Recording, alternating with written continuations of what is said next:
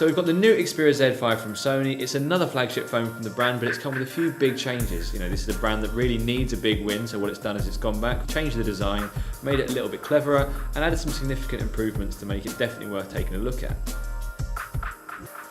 The biggest departure from the Xperia Z5 from the recent devices is dropped the glossy back that got really fingerprinty and really smudgy, and it's made it all frosted. It's much easier to hold, it feels a lot more premium.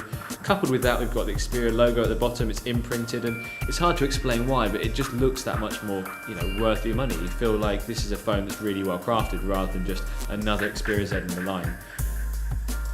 The buttons have moved around a little bit too, but that won't really matter too much. It's just to allow for the fingerprint sensor on the power button, so everything's usually where we'd expect it to be. Colour-wise, we've got white, gold, green and black. It's great to see the NFC logo on the back as well. It means we know exactly where it's going to be, and if you're going to be tapping this phone for contactless payments, connected to Bluetooth speakers, it's good to know where you should beep rather than rubbing the phone up and down all the time. Now the biggest change design-wise is on the right-hand edge. The power button has been moved down slightly, so it means it fits more nicely in the hand, and that's really great for the fingerprint sensor, which we'll come onto in a minute, but it means it works more quickly. And the great thing too, we've got the camera button still there, which is something most smartphones don't have nowadays, and I think a dedicated camera button is a really good thing to have. You haven't got to wobble the phone with the on-screen display, you haven't got to use the volume down button, it seems like the right place to have it, and it really works well when you're trying to take a good picture.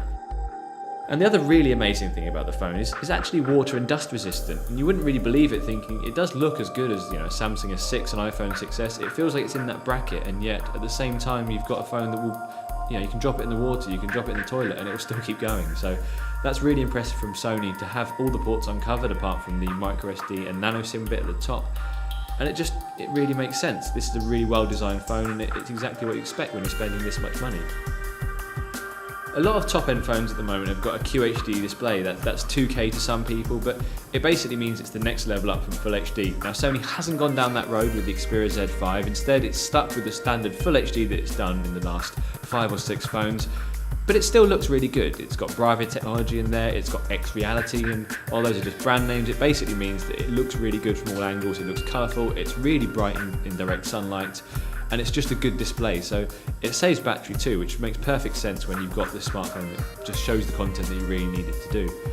It's also smudge resistant as well, so like the back, it's got an oleophobic coating, which basically means if you're using it and smudging it and touching it all day long, you're not going to get loads of smears when you try and show it to friends later on. Now onto the camera, and this is Sony's big marketing push for the Xperia Z5. It says it's got the world's best smartphone camera. Now, does that hold up? It has got a 23 megapixel sensor, but do we need that? Now the key thing here is how quickly this phone can focus. You can whirl the phone around, spin it around your head, and it will still take a really quick, clear picture. That's because it's got a 0.03 second autofocus. It's kind of almost black magic. I couldn't believe how quickly you could take a photo and it'll still be really sharp and in focus. You can dupe it if you really try hard, but if you've got shaky hands, this is going to eliminate that completely. So in terms of the pictures we get, they look really great. They're technically brilliant. The detail is there, the colour's there, but still kind of prefer what we get from the Samsung Galaxy S6. They look a little bit brighter, a little bit sharper. Could be the screen that we're looking at them on, but it's really down to subjectivity at this point. It's what you prefer. If you want a really accomplished camera, the Xperia Z5 really does perform. When it comes to filming, you've got 4K video, which is pretty much default on most smartphones these days, but you can go smoother. You can choose Full HD at 60 frames per second or 720p at 120 frames per second, and there you're getting some really smooth footage. If you try it out, you're going to get a really lovely looking video that you can slow down, you can play with. It gives you that much more information. You've also got face detection, HDR, LED flash, and phase detection autofocus, which basically means everything will be clear, crisp, and whenever you're moving the phone around taking a video, it will look good. That's the key thing.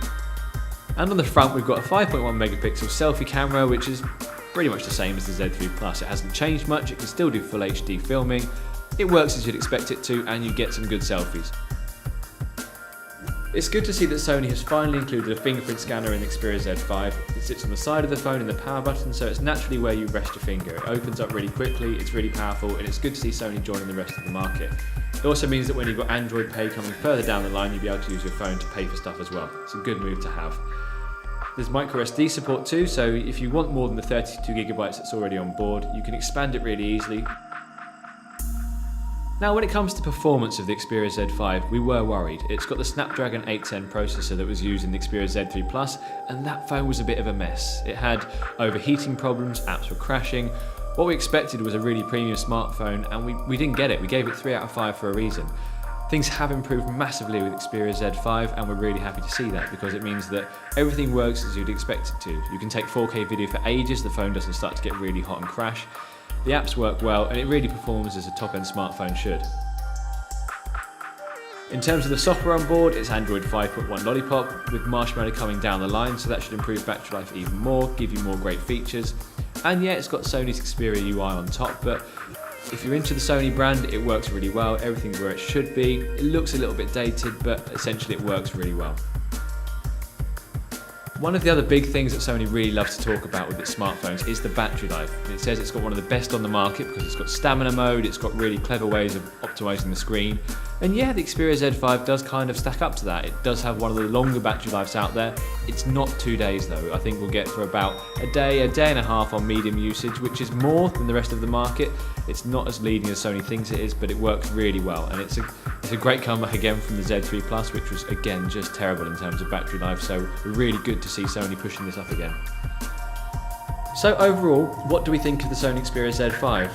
Well, we like it. It's a really good phone. It's got good design, a strong screen, and a really great camera. And for a lot of people, that's what they want in a smartphone.